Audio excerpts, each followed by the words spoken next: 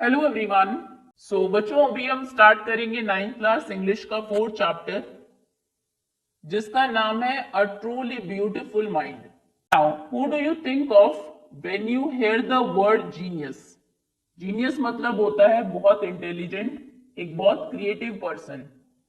तो आप किन के बारे में सोचते हैं जब आप ये वर्ड सुनते हैं genius?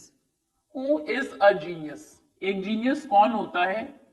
And what qualities do you think a genius has? आपको क्या लगता है एक जीनियस में क्या क्वालिटीज होती हैं? We shall now read about a young German civil servant. तो अभी हम पढ़ने वाले हैं एक यंग जर्मनी के सिविल सर्वेंट के बारे में who took the world by storm about 100 years ago, जिन्होंने आज से लगभग 100 साल पहले दुनिया में तूफान ला दिया। In the summer of 1905, the 26-year-old published in quick succession 4 groundbreaking papers. Groundbreaking मतलब बहुत इनोवेटिव, सक्सेशन हम बोलते हैं एक के बाद एक। 1905 की समर में इस 26 साल के लड़के ने पब्लिश किए बहुत जल्दी एक के बाद एक 4 ग्राउंड ब्रेकिंग पेपर्स। अबाउट, अब ये पेपर्स किन के बारे में थे? About light, the motion of particles, the electrodynamics of moving bodies and energy। बहुत सारे साइंटिफिक टर्म्स इस चैप्टर में आपको देखने को मिलेंगे। His work took up only a few pages in scientific journals। Scientific journals में उनका ये जो काम था कुछ ही पेजेस पर पब्लिश हुआ, but changed forever our understanding of space, time and the entire cosmos। लेकिन हमारी जो समझ थी इससे पहले स्पेस के बारे में, टाइम के बारे में और पूरे यूनिवर्स के बारे में, इसने उसे हमेशा के लिए चेंज कर दिया। And transform the name Einstein into a synonym for genius. और उनका जो नाम था आइंस्टाइन, उसको एक सिनोनिम बना दिया जीनियस का।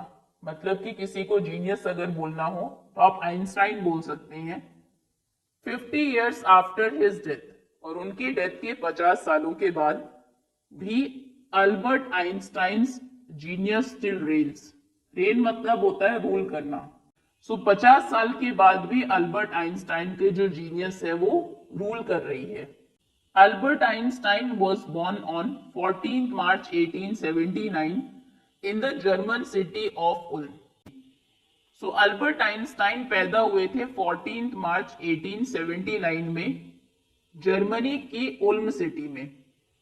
Without any indication that he was destined for greatness.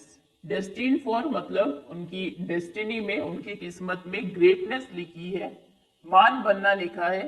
इसका कोई भी इंडिकेशन, कोई भी साइन नहीं मिला जब वो पैदा हुए। ऑन द कॉन्ट्ररी, इसके बिल्कुल opposite, his mother thought Albert was a freak.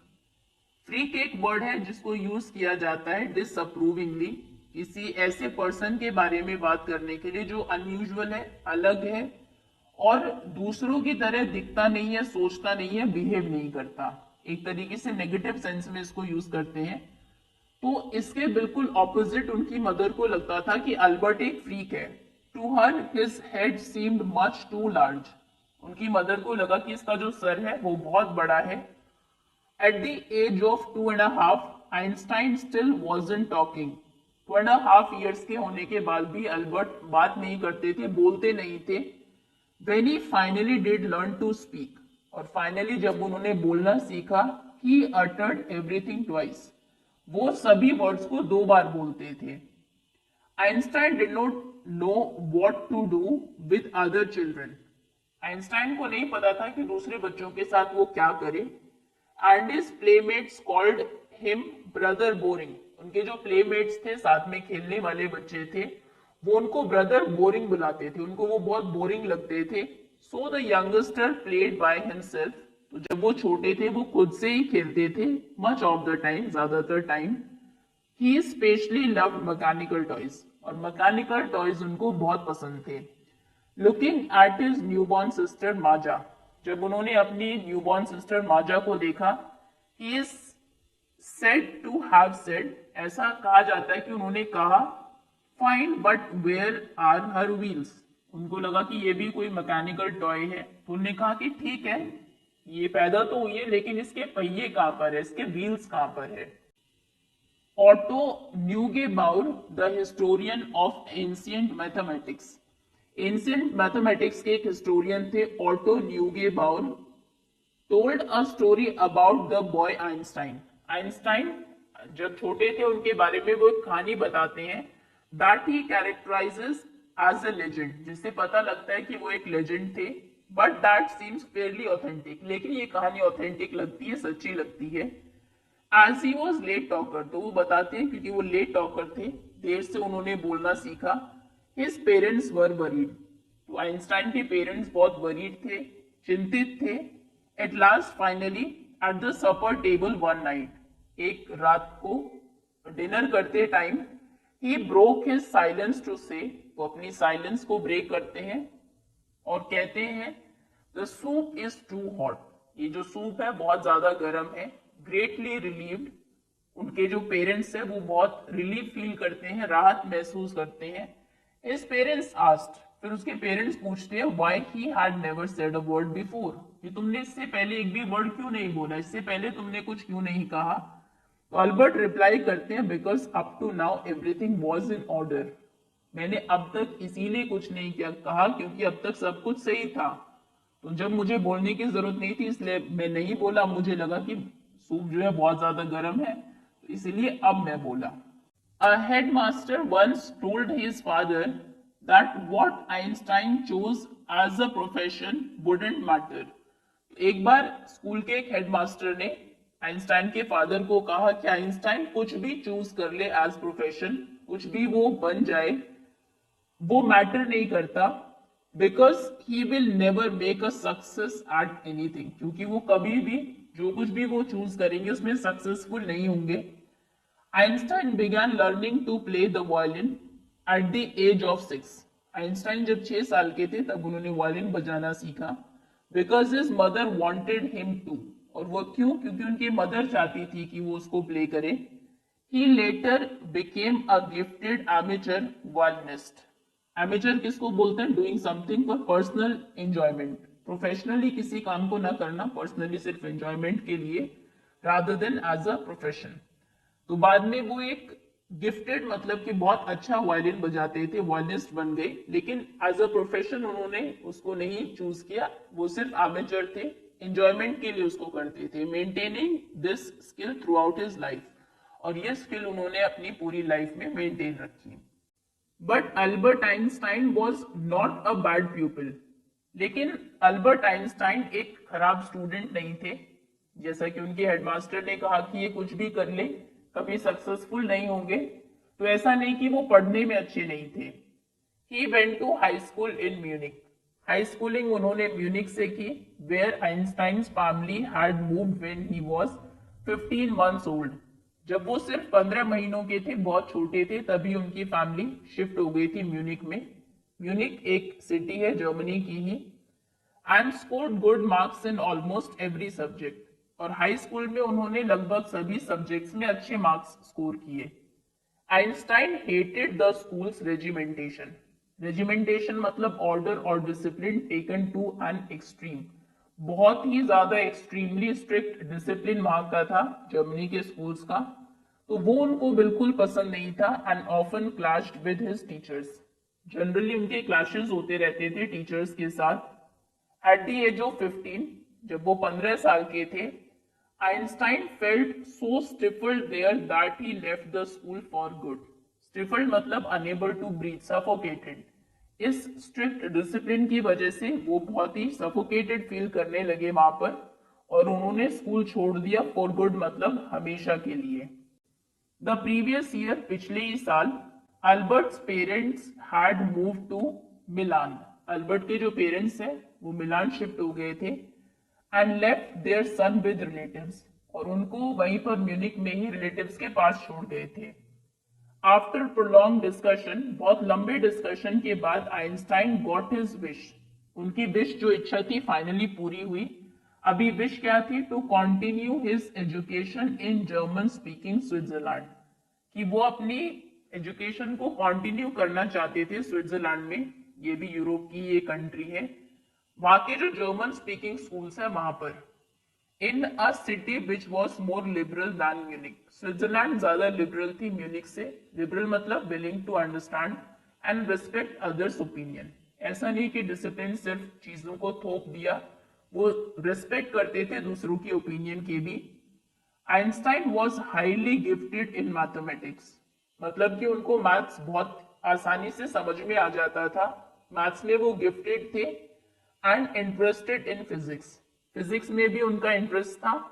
And after finishing school finish करने के बाद he decided to study at a university in Zurich. Zurich ये एक जगह है स्विट्जरलैंड में ही। स्कूल फिनिश करने के बाद उन्होंने डिसाइड किया कि वो ज्यूरिक यूनिवर्सिटी में आगे की पढ़ाई करेंगे। But science wasn't the only thing that appealed to the dashing young man with the walrus mustache। Walrus ये जो शेप है मुस्टाश की इसको बोलते हैं। लेकिन साइंस ही अकेली ऐसी चीज नहीं थी जो इस डैशिंग मतलब handsome good looking young man को अपील कर रही थी। ये उनकी पिक्चर भी है Einstein in 1900 when he was 21 years old। तो देखिए he was Indeed good looking. और ये उनकी पिक्चर है आइंस्टाइन इन 1955, जैसे कि आज हम उनको याद करते हैं। He also felt a special interest in a fellow student, Mileva Merrick। उनका स्पेशल इंटरेस्ट था उनकी फेलो स्टूडेंट जो मतलब उनके साथ पढ़ रही थी मिलेवा मेरिक में। देखिए ये है Mileva Maric, whom he found to be a clever creature। और आइंस्टाइन को ये बहुत ही क्लेवर, बहुत इंटेलिजेंट लगती थी। This young Serb had come to Switzerland, ये सर्बिया की थी और स्विट्जरलैंड आई थी। Because the university in Zurich was one of the few in Europe where women could get degrees। क्योंकि स्विट्जरलैंड की ज्यूरिक यूनिवर्सिटी उस टाइम की उन कुछ एक यूनिवर्सिटीज में से थी जो वुमेन को डिग्रीज देती थी। ये भी ज्यूरिक में पढ़ने के लिए आई थी आइंस्टाइन के जैसे ही, जैसे कि वो जर्मनी से गए थे स्विट्जरलैंड, ये सर्बिया से गई थी। Einstein saw in her an ally, Einstein को उनमें एक एलाई, एक फ्रेंड दिखाई दी। Against the Philistines, those people in his family and at the university with whom he was constantly at odds। Philistines बोलते हैं एक वर्ड जो कि यूज किया जाता है डिसअप्रूविंगली, ये भी नेगेटिव सेंस में यूज करते हैं उन लोगों के बारे में बात करने के लिए जो आर्ट को, लिटरेचर को, म्यूजिक को ज्यादा पसंद नहीं करते। तो बहुत सारे इनकी फैमिली में और यूनिवर्सिटीज में लोगों के साथ एट ऑड ये रहते थे, उनसे ज्यादा इनकी बनती नहीं थी। इसके बिल्कुल ऑपोजिट आइंस्टाइन को जो मिलेवा मेरिक थी उनमें एक एलाई दिखाई दिया। The couple fell in love, letters survive in which they put their affection into words. कुछ लेटर्स भी है जहां पर जो इन्होंने एक दूसरे को लिखे हैं। मिक्सिंग साइंस विद टेंडरनेस, यहाँ पर साइंस को इन्होंने एक टेंडरनेस, एक जेंटलनेस के साथ मिक्स किया है। रोड आइंस्टाइन, तो आइंस्टाइन लिखते हैं how happy and proud I shall be, मैं कितना खुश और प्राउड फील करूंगा when we both have brought our work on relativity to a victorious conclusion। ये रिलेटिविटी की थ्योरी पर वर्क भी कर रहे थे। आइंस्टाइन की थ्योरी भी है, थ्योरी ऑफ रिलेटिविटी, लेकिन वो यहाँ पर बात कर रहे हैं अपनी रिलेटिविटी की, अपने रिलेशन के बारे में कि मैं कितना हैप्पी होऊंगा, प्राउड होऊंगा जबकि हमारा ये जो वर्क है रिलेटिविटी का, हमारे रिलेशन का, इसका एक विक्टोरियस कंक्लूजन निकलेगा। इन 1900 एट द एज ऑफ 21, 1900 में जब वो 21 साल के थे, Albert Einstein was a university graduate, university से उन्होंने ग्रेजुएशन कंप्लीट कर ली एंड अनएम्प्लॉयड भी थे, उनके पास कोई काम नहीं था। He worked as a teaching assistant, as teaching assistant उन्होंने काम किया। gave private lessons, private tuitions दिए and finally secured a job in 1902।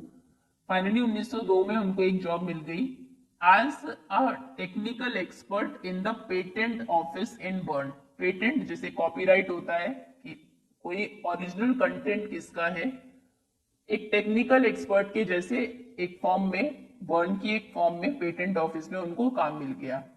While he was supposed to be assessing other people's inventions, जहां पर उनका काम क्या था, वो जो दूसरे लोगों की इन्वेंशन है कि ओरिजिनली ये किसका काम है, किसका पेटेंट है, कॉपीराइट है, इस पर उनके वर्क को असेस करते थे, Einstein was actually developing his own ideas in secret. चुपचाप से वो अपने आइडियाज भी, अपनी इन्वेंशंस को भी डेवलप कर रहे थे।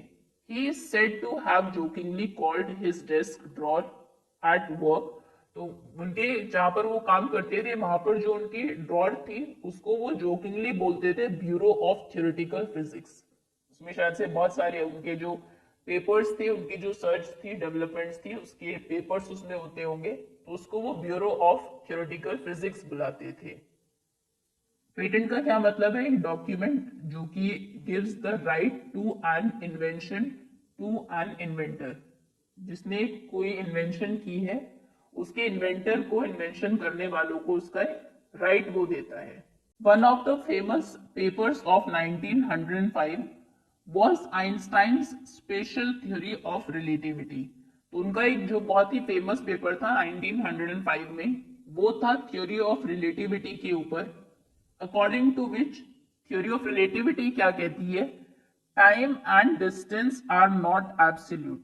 एब्सोल्यूट का मतलब है measured in itself, in not in relation to anything else. तो यानी कि उनका कहना था टाइम और डिस्टेंस एब्सोल्यूट नहीं है, ये रिलेटिव है। Indeed two perfectly accurate clocks, अगर हम दो बिल्कुल परफेक्टली एक्यूरेट क्लॉक्स ले, will not continue to show the same time. वो सेम टाइम शो नहीं करेगी if they come together after a journey. अगर एक जर्नी पर उनको ले जाया जाए और उसके बाद वो वापस आती है, one of them has been moving very fast, अगर एक बहुत ही फास्टली मूव कर रही है रिलेटिव टू दी अदर, दूसरे के कंपैरिजन में। इसके लिए एक बहुत ही इजी तरीका यहाँ पर बताया गया। थ्योरी ऑफ रिलेटिविटी क्या कहती है? आइंस्टाइन ने बताया कि when you sit with a nice girl, अगर एक अच्छी लड़की के साथ आप बैठे हैं फॉर 2 आवर्स, 2 घंटे के लिए, इट सीम्स लाइक 2 मिनट्स, तो आपको वो 2 मिनट के जैसा लगेगा।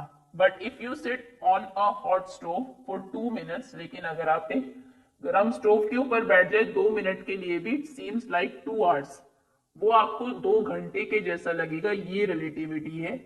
इससे पता लगता है कि जो टाइम है उसको आप दूसरे चीजों के रेस्पेक्ट में भी मेजर कर सकते हैं, वो एब्सोल्यूट नहीं है। नाउ फ्रॉम दिस, इससे वर्ल्ड का जो मोस्ट फेमस फॉर्मूला है जो डिस्क्राइब करता है relationship between mass and energy, वो फिर डिराइव हुआ E इक्वल टू mc²। ये आई थिंक 9th क्लास में भी है, साइंस में भी। ये मैथमेटिकल इक्वेशन है। E का मतलब है energy, m mass, C speed of light है वैक्यूम में जो अबाउट 3 लाख किलोमीटर पर सेकेंड होती है, 3 इंटू 10⁵ किलोमीटर पर। Einstein was solving the most difficult problems in physics. Einstein जब फिजिक्स की इतनी डिफिकल्ट प्रॉब्लम्स को सॉल्व कर रहे थे, हिज प्राइवेट लाइफ वॉज अनरावलिंग। अनरावलिंग मतलब स्टार्टिंग टू फेल। उनकी जो प्राइवेट लाइफ थी उसमें बहुत ज्यादा कॉम्प्लिकेशंस थी। Albert had wanted to marry Mileva right after finishing his studies. अपनी पढ़ाई खत्म करते ही अल्बर्ट मिलेवा से शादी करना चाहते थे, but his mother was against it. लेकिन उनकी मदर इसके अगेंस्ट थी। She thought Mileva, who was 3 years older than her son, was too old for him. उनको लगता था कि मिलेवा जो आइंस्टाइन से 3 साल बड़ी है, वो उनसे बहुत ज्यादा बड़ी है। She was also bothered by Mileva's intelligence. Mileva भी क्योंकि बहुत इंटेलिजेंट थी, वो भी बात उनकी मदर को बॉदर करती थी, परेशान करती थी। She is a book like you, his mother said. तो उनकी मदर ने कहा कि वो भी बिल्कुल तुम्हारी जैसी बुक के जैसे ही है। Einstein put the wedding of. Einstein ने जो वेडिंग है उसको कैंसिल कर दिया। The pair finally married in January 1903। Finally इन्होंने शादी की 1903 में, एंड हैड 2 सन्स, 2 इनके सन थे। But a few years later, लेकिन कुछ सालों के बाद, द मैरिज फॉल्टर्ड। फॉल्टर्ड मतलब बिकेम वीक। शादी धीरे धीरे कमजोर होती गई। Mileva meanwhile was losing her intellectual ambition, क्योंकि वो भी बहुत इंटेलिजेंट थी, उनके भी कुछ एम रहे होंगे लाइफ में, तो मिलेवा उसको लूज कर रही थी and becoming an unhappy housewife, और वो एक अनहैप्पी हाउसवाइफ बनती जा रही थी। After years of constant fighting, कई सालों तक कॉन्स्टेंटली फाइट करने के बाद द कपल फाइनली डाइवोर्स्ड इन 1919 में फाइनली इनका डिवोर्स होता है। Einstein married his cousin Elsa the same year, और उसी साल 1919 में ही आइंस्टाइन उनकी कजन एल्सा से शादी कर लेते हैं। Einstein's new personal chapter coincided with his rise to world fame. तो नया जो पर्सनल चैप्टर उनकी लाइफ में आया था, डाइवोर्स हुआ, फिर उन्होंने दूसरी शादी की, इसी के साथ ही कोइंसाइड कर रहा था कि वो वर्ल्ड में भी बहुत फेमस वो हो रहे थे, फेम उनको मिल रहा था। 1915 में he had published his general theory of relativity. उन्होंने जनरल थ्योरी ऑफ रिलेटिविटी को पब्लिश किया, which provided a new interpretation of gravity, जिसने कि ग्रेविटी को एक नया इंटरप्रिटेशन दिया। An eclipse of the sun in 1919 में एक सोलर एक्लिप्स हुआ, सूर्य ग्रहण जिसको आप बोलते हैं, broad prove that it was accurate, जिसने प्रूव कर दिया कि उनकी थ्योरी बिल्कुल एक्यूरेट है। Einstein had correctly calculated in advance the extent to which the light from fixed stars would be deflected through the sun's gravitational field. तो Einstein ने पहले से एडवांस में ये कैलकुलेट कर लिया था कि डिफरेंट स्टार्स से जो लाइट आ रही है, सन का ग्रेविटेशनल फील्ड उस लाइट को कितना डिफ्लेक्ट करेगा। डिफ्लेक्ट करना मतलब उसके पाथ से, उसके रास्ते से कितना उसकी डायरेक्शन कितनी चेंज होगी उस लाइट की। The newspapers proclaimed his work as a scientific revolution. Newspaper में उनका ये जो काम है इसको एक साइंटिफिक रेवोल्यूशन कहा गया। आइंस्टाइन को नोबेल प्राइज मिला फिजिक्स में 1921 में, and he was showered with honours and invitations उनको मिलने लगे ऑल ओवर द वर्ल्ड, पूरे वर्ल्ड से, and lauded by the press. Press ने भी उनकी खूब तारीफ की। When the Nazis came to power in Germany in 1933, उसके बाद 1933 में जर्मनी में नाजीज आते हैं पावर में, मतलब हिटलर का रूलिंग पीरियड शुरू होता है। Einstein emigrated to the United States. Emigrate होना मतलब एक देश को छोड़कर हमेशा के लिए किसी दूसरी कंट्री में सेटल हो जाना। आइंस्टाइन जर्मनी छोड़कर यूएसए आ जाते हैं। 5 years later, 5 साल के बाद, the discovery of nuclear fission in Berlin. Berlin में न्यूक्लियर फिजन को डिस्कवर किया जाता है, जिसको बाद में यूज किया जाएगा एटम बम बनाने में। Had American physicist in an अप्रोर, जिसकी वजह से अमेरिकन फिजिसिस्ट इन एन अप्रोर मतलब बहुत अपसेट होते हैं। Many of them had fled from fascism. Fascism जो डिक्टेटरशिप थी हिटलर की, बहुत सारे वहां से भागकर आए थे, जस्ट एज आइंस्टाइन डिड, जैसे कि आइंस्टाइन भी आए थे। And now they were afraid, और अभी उन्हें ये डर था that Nazis could build and use N atomic bomb, कि अभी जो नाजीज हैं, हिटलर है, वो एक एटम बम हो सकता है बनाए, एटॉमिक बम बनाए और उसको यूज करें। At the urging of a colleague, एक कलीग के रिक्वेस्ट करने पर, Einstein wrote a letter to the American president Franklin D. Roosevelt. Einstein ने एक लेटर लिखा उस टाइम के American president Franklin D Roosevelt को 2 अगस्त 1939 में, इन विच ही वार्नड, जिसमें उन्होंने warning the, a single bomb of this type, इस टाइप का एक single bomb exploded in a port, अगर एक पोर्ट पर एक्सप्लोड होता है, might very well destroy the whole port together with some of the surrounding territory. तो पूरे पोर्ट को वो डिस्ट्रॉय कर देगा और आसपास की टेरिटरी को भी। His words did not fail to have an effect. अभी ऐसा नहीं कि उनका लेटर पढ़ा नहीं गया, उसका कोई इफेक्ट नहीं हुआ। उसका इफेक्ट क्या होता है? That Americans developed the atomic bomb in a secret project of their own. Americans ने सीक्रेटली अपना खुद का एटॉमिक बॉम्ब बना लिया and dropped it on the Japanese cities of Hiroshima and Nagasaki in August 1945। ये हम सब जानते हैं। फिर उस एटॉमिक बॉम्ब को उन्होंने यूज किया सेकेंड वर्ल्ड वॉर में। जापानीज की जो सिटीज थी, जापानीज सिटीज हिरोशिमा और नागासाकी पर उसको ड्रॉप किया। Einstein was deeply shaken by the extent of the destruction. जिस हद तक डिस्ट्रक्शन वहां पर हुआ था, जिस एक्सटेंट तक, आइंस्टाइन उससे डीपली शेक हुए। This time he wrote a public missive to the United Nations. Missive मतलब होता है letter, specially long and official. एक बहुत लंबा ऑफिशियल लेटर उन्होंने लिखा उसके बाद यूनाइटेड नेशंस को, जहां पर उन्होंने प्रपोज किया the formation of a world government, कि वर्ल्ड लेवल की एक गवर्नमेंट बननी चाहिए। Unlike the letter to Roosevelt, this one made no impact. जैसे उन्होंने रूजवेल्ट को लेटर लिखा था तो उसका इम्पैक्ट क्या हुआ, अमेरिकन ने खुद का एक एटॉमिक बॉम्ब बना लिया, लेकिन इस लेटर का कोई भी इम्पैक्ट नहीं हुआ। But over the next decade, लेकिन अगले डेकेड, अगले 10 सालों तक, Einstein got even more involve in politics. Einstein और ज्यादा पॉलिटिक्स में इन्वॉल्व हो गए, agitating for an end to arms buildup, कि हर एक कंट्री जो अपने आर्म्स को बिल्डअप कर रही है इसको एंड किया जाए, and using his popularity to campaign for peace and democracy. दुनिया में पीस हो, शांति और डेमोक्रेसी के लिए वो अपनी इस पॉपुलैरिटी को यूज कर रहे थे। When Einstein died in 1955 में जब उनकी डेथ हुई at the age of 76, जब वो 76 years के थे, he was celebrated as a visionary. Visionary मतलब एक पर्सन जो फ्यूचर के बारे में सोचता हो in an original and एक इंटेलिजेंट तरीके से। तो एज अ विजनरी हम उनको सेलिब्रेट करते हैं, and world citizen as much as a scientific genius, और उनको एक वर्ल्ड सिटीजन की तरह सेलिब्रेट किया जाता है।